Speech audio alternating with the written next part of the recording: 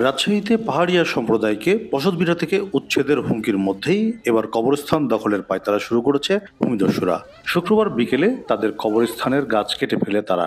ভুক্তভোগীরা জানান, স্থানীয় শফিকুল ইসলামের নেতৃত্বে কয়েক বছর থেকেই তাদের কবরস্থান একটু একটু দখল করা হচ্ছে। এবার সব গাছ কেটে ফেলা হয়েছে।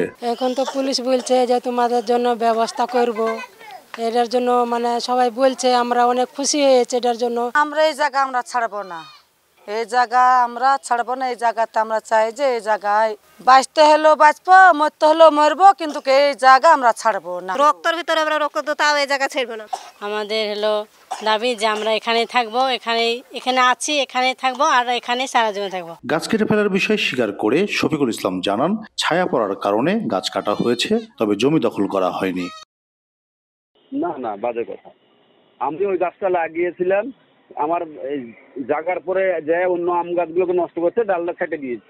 এই হলো কাজ কাটবো কেন? আমি কি করবো? আমার কি আল্লাহ দেয়নি যে আমি লোকের গাছ কাটবো? এদিকে গণমাধ্যমে সংবাদ প্রচারের পর জেলা প্রশাসন বাড়ি ছাড়তে নিষেধ করেছে বলে জানান পাহাড়িয়ারা। এছাড়া উচ্ছেদ ঠেকাতে মাঠে নেমেছে বিভিন্ন সংগঠনও। আমাদের জমি ফিরিয়ে দিতে হবে, আমাদের যে জমি ফিরিয়ে দিতে হবে এবং আইনগতভাবে এই আদিবাসী পল্লীতে বাসস্থানের সরকারি উদ্যোগে স্থাপন করতে হবে। আমাদেরকে ভয় দেখানো হচ্ছে যে তোমরা যদি এখান থেকে না যাও, তোমাদের সাথে অনেক কিছু হতে পারে। প্রশাসনের প্রতি দাবি জানাচ্ছি, তারা যেন শান্তিপূর্ণভাবে সেখানে বসবাস করতে পারে। কোনো অপশক্তি, কোনো ভূমিদস্যুর কাছে আদিবাসীদেরকে উচ্ছেদ হতে আমরা দেব না। জেলা প্রশাসন বলছে, কবরস্থান দখল ও গাছ কাটার বিষয়ে জানা নেই, তবে বসতবাড়ি উচ্ছেদ না করতে সাজ্জাদ আলীকে মৌখিকভাবে নিষেধ করা হয়েছে। হ্যাঁ, আপাতত বন্ধ আছে, কাগজপত্রগুলো আমরা চেক করছি। আদিবাসী যারা আছে ওরা আমাদেরকে জানালে আমরা ব্যবস্থা গ্রহণ করবো।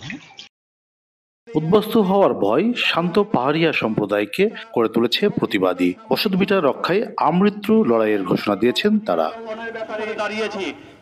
কাজী শাহেদ, দেশ টিভি, রাজশাহী।